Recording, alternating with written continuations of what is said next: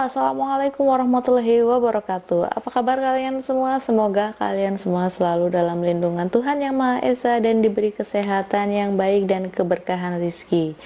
Balik lagi di YouTube channel Cucu Sumedi kali ini, di mana perjalanan horor kalian akan dimulai dari sini.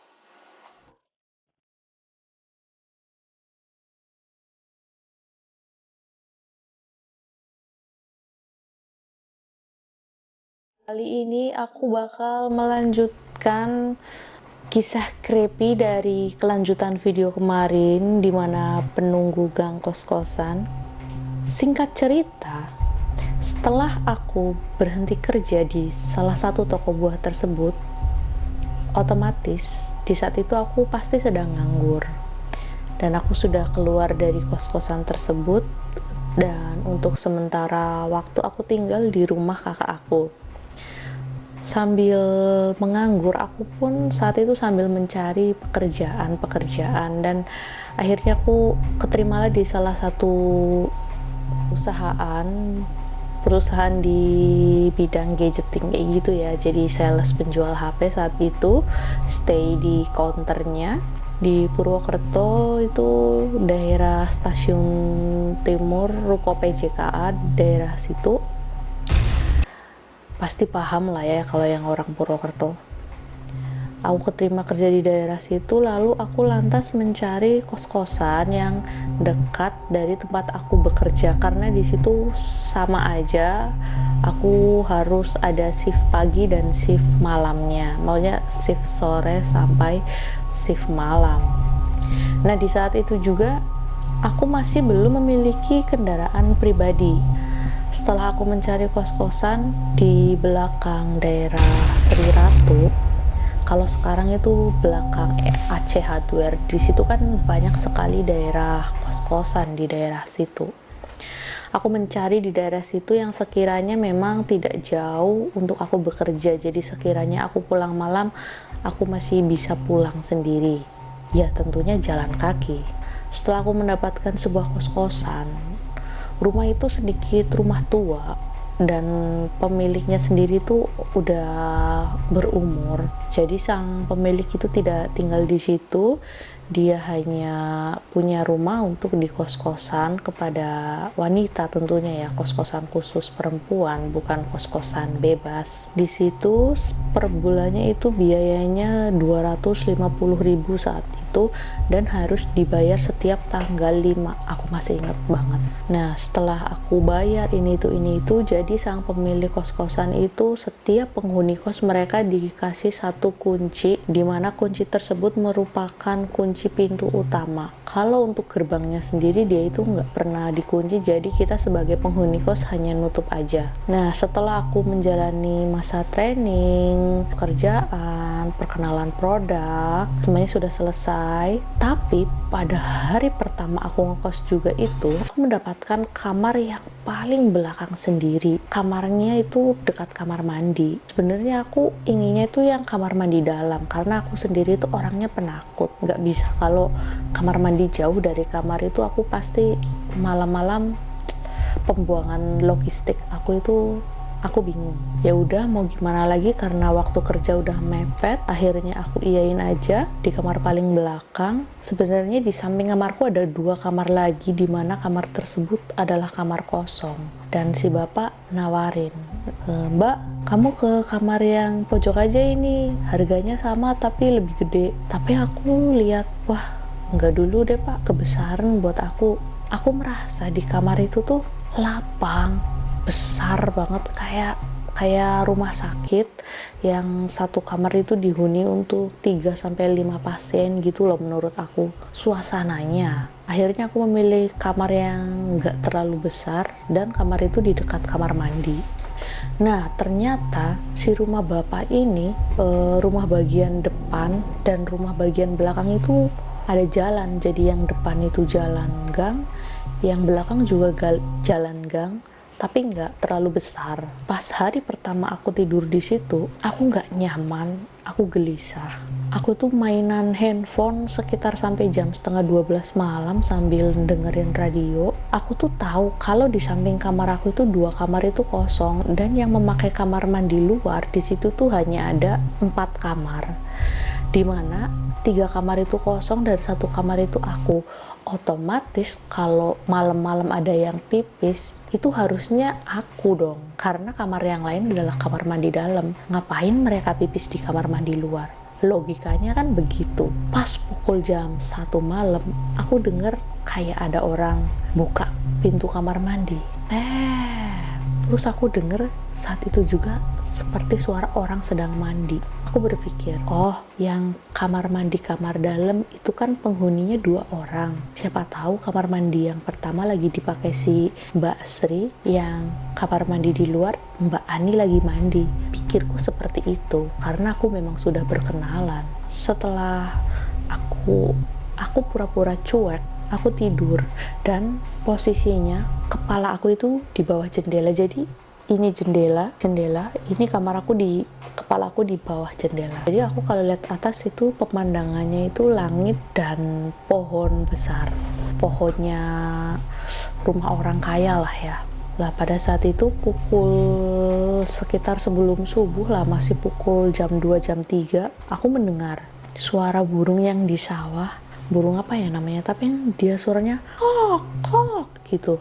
Pokoknya aku tuh dengernya tuh krepi gitu, takut. Aku kaget dengar suara burung itu. Aduh, aku kebangun, aku tidur lagi. Pas otomatis mau tidur, kan gak seketika langsung tidur.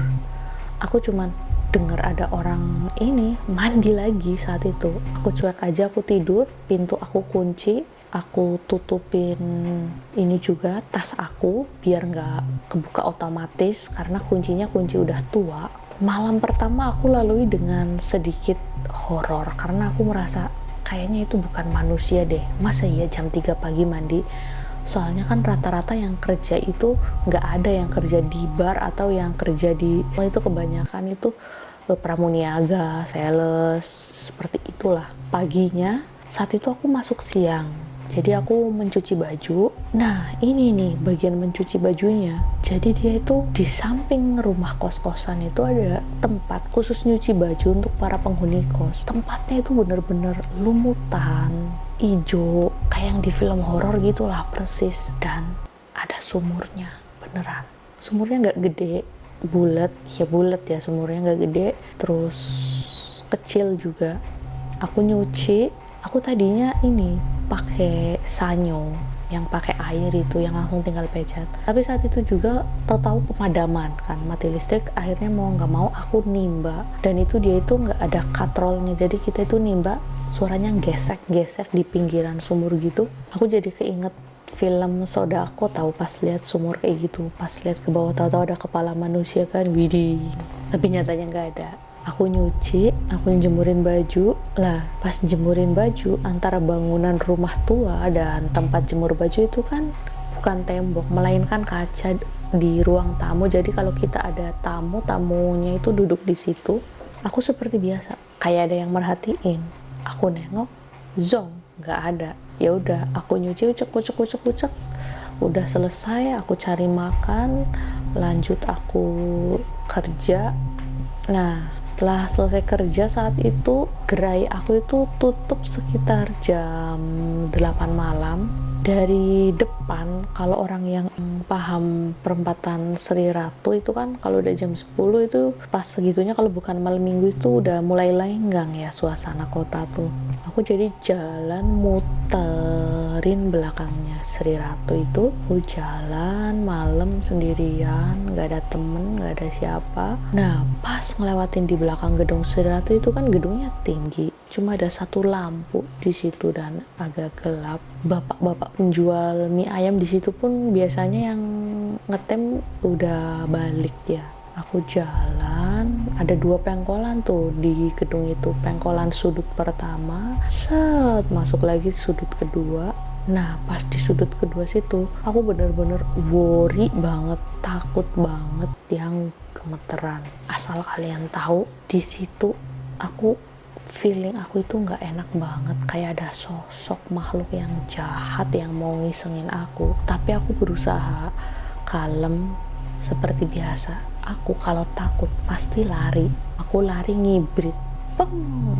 Di salah satu kos-kosan itu kan kos-kosan ini, ada kos-kosan cowok, mereka lagi pada duduk-duduk. Kenapa mbak? Aku cuekin aja karena emang udah takut ya. Aku udah buru-buru mau pulang ke kosan. Nah pas udah sampai kos-kosan, aku mandi segala macem ini itu.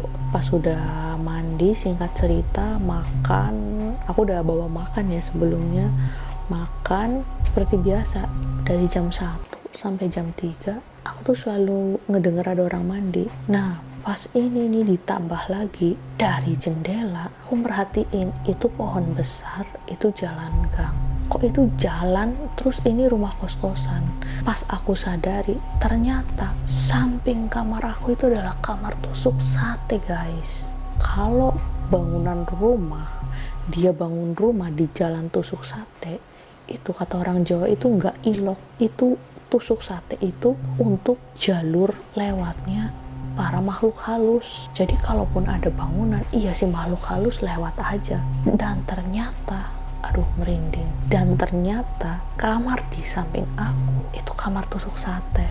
Aku langsung deg saat itu juga. Aku baca surat yang aku bisa. Aku pantas aja ini kos-kosan nggak enak banget hawanya, feelingnya, suasananya selalu dingin yang mencekam, selalu banyak orang yang maksudnya makhluk yang nggak kasat mata, tapi aku bisa ngerasainnya.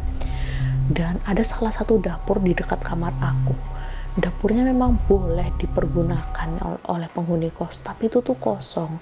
Dan kebanyakan dari mbak-mbak yang ngekos di situ juga mereka jarang menggunakan. Aku pun jadi berpikir, aduh, apakah aku salah pilih kos-kosan lagi nih ya? Udah aku nggak gitu akrab sama penghuninya, lalu aku berusaha akrab tapi mereka memang pada sibuk kerja kan saat itu. Akhirnya aku mencoba menenangkan diri karena kamar aku ternyata memang tusuk sate. Singkat cerita, keesokan harinya aku kerja, dimana aku masuk siang, dan seperti biasa aku pulangnya malam. Pada saat aku jalan seperti di tikungan gedung Sri Ratu, aku selalu lari karena nggak berani. Nah pas aku mau sampai kos-kosan aku, tiba-tiba aku seperti ini, aku mau masuk kos-kosan tapi aku takut. Tapi kalau di luar lebih serem lagi. Segitunya udah 8:30 lebih, warganya udah pada di rumah, orang-orangnya jarang ada kendaraan lewat. Pas aku mau buka pintu kos-kosan, entah kenapa di situ ada sosok makhluk. Aku memang nggak bisa lihat, tapi aku kayak merasakan di situ ada sosok makhluk besar, tinggi, dia rambutnya panjang di atas pohon, seperti pohon, kalau aku bilang itu pohon yang buat persinggahan ular ya, pohon biji apa itu yang buat ular. Aku melihat di situ seperti ada sosok makhluk besar tinggi kayak memperhatikan, tapi pas aku nengok nggak ada. Aku semakin gugup. Waktu buka kunci sambil gemetar aku berdoa. Pas aku buka kunci, alhamdulillah di ruang tengah ada Mbak Nila lagi nonton TV. Terus, udah pulang dek gitu. Oh iya udah mbak, baru pulang. Kenapa ketakutan gitu kan?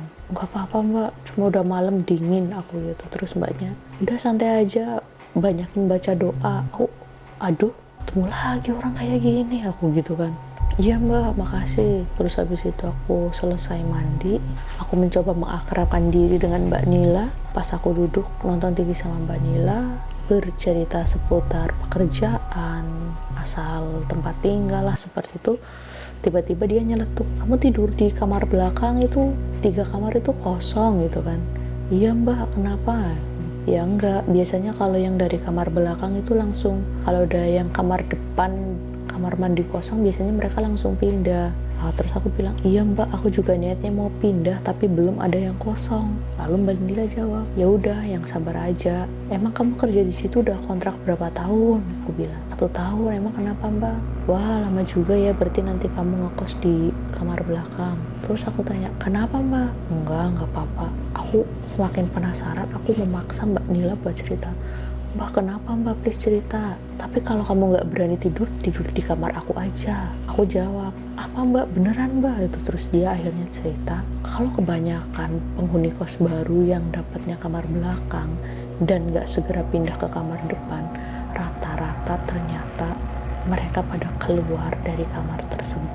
Terus aku ngomong, kenapa mbak? Karena mereka sama yang seperti aku rasakan. Mereka sering dengar orang mandi, dan di kamar sebelah yang pas tusuk sate, mereka sering dengar suara orang lari-lari atau suara orang berjalan pakai pantofel. Pas dilihat nggak ada. Bos, langsung saat itu juga aku merinding. Mbak yang bener, serius ini udah malam. Terus Mbak Nila, ya udah jangan cerita kayak gitu, aku jadi takut, aku mau tidur. Kamu mau tidur sama aku apa gimana? Enggak deh mbak, aku mau tidur sendiri aja, beneran. Ini nomor HP aku, nanti kalau malam-malam takut telepon aja, aku bakal keluar kamar ngeliatin kamu keluar dari kamar buat masuk ke kamar aku, kayak gitu kan. Aku, ya oke, aku seperti itu. Aku tidur, aku kunci kamar aku baca doa apapun yang aku bisa. Aku merasa malam itu adalah malam yang sangat panjang. Aku tidur, aku nyetel surat Yasin saat itu, dan aku paling benci lihat jendela kamar kosan aku. Kenapa? Karena kordennya itu transparan, jadi kita tuh bisa lihat keluar, kan nyebelin banget. Aku tutupin pakai kertas yang aku punya. Pas sudah aku tutupin, aku mulai terlelap tidur, dan jam 11:30-an kurang lebih, beneran ada suara langkah high heels pantofel kamar sebelah. Aku berpikir, tapi aku masih berpikir, ini mungkin Mbak Sri baru pulang kerja. Dan saat itu juga aku dengar suara bang, kayak orang emosi banting pintu kamar mandi di samping kamar aku. Aku langsung istighfar, astagfirullahaladzim. Aku kerasin suara yasinan aku, makin menjadi-jadi. Aku seperti dengar orang bermain karambol di samping kamar aku. Tak, cetak, gitu kan. Aku udah astagfirullahaladzim. Aku telepon mbak aku ketakutan, ini. Tapi sayangnya dia cuma lagi tidur sambil jawab, gitu. Aku makin gak karuan. Akhirnya aku berdoa, aku tidur, aku benar-benar selalu mempasrahkan diri aku ke Tuhan yang Maha Kuasa, Allah Subhanahu wa Ta'ala. Aku benar-benar ikhlas apapun yang terjadi, apapun yang aku lihat nanti, aku berlindung kepada Allah semata aja udah. Sampai saat itu aku nggak bisa tidur antara sekitar jam 11 sampai jam 1 itu benar-benar berisik sekali di kamar yang merupakan tusuk sate. Aku tetap berpikiran positif, dan saat itu aku dengar suara penjual putu lewat. Suaranya kan kayak gitu. Aku bersyukur, alhamdulillah masih ada manusia yang lewat saat itu juga. Dan saat itu juga suara-suara aneh tersebut menghilang. Lalu setelah kejadian itu, aku tidur lagi, dan aku tiba-tiba aku terbangun jam 3. Saat aku terbangun jam 3, aku benar nggak mikir itu apakah itu Mbak Sri baru pulang kerja atau siapa. Tapi suara mereka itu keras, cekikikan tapi cekikikannya itu bukan cekikikan antara obrolan wanita, jadi cekikikannya cuma hihihihi, seperti itu aja. Dan itu cuma satu kali. Aku cuma mikir, mungkin Mbak Sri masih nonton TV, karena setauku dia memang suka begadang. Dan saat itu juga aku masih setengah sadar, seperti ada yang mau buka pintu aku, tapi posisi pintu kan aku kunci, dan aku bawah pintu aku ganjel, seperti ada yang memaksa untuk membuka pintu kamar aku. Tapi itu hanya satu ketukan, seperti ceduk. Kok astagfirullahaladzim. Terus aku nggak kepikiran buat apa-apa lagi. Dan pada saat itu juga tubuhku nggak bisa gerak maksudnya aku untuk menggeserkan badan aku ke samping aja aku ketakutan, amat sangat takut. Saat itu juga aku masih tetap menyetel Yasin sampai pagi. Setelah selesai, aku bercerita ke mbak aku tentang kejadian yang aku alamin.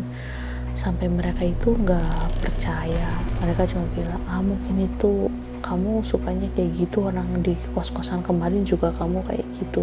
Aku jawab, aku serius, seperti itu kan, aku serius. Terus dia tanya, kamu nggak ada kesalahan apa gitu, buang pembalut sembarangan atau ngomong kasar? Aku jawab, enggak, aku selalu buang pembalut di plastik hitam langsung di tong sampah. Sebelum dibuang pun pembalut selalu aku cuci, aku nggak pernah ngomong yang aneh-aneh.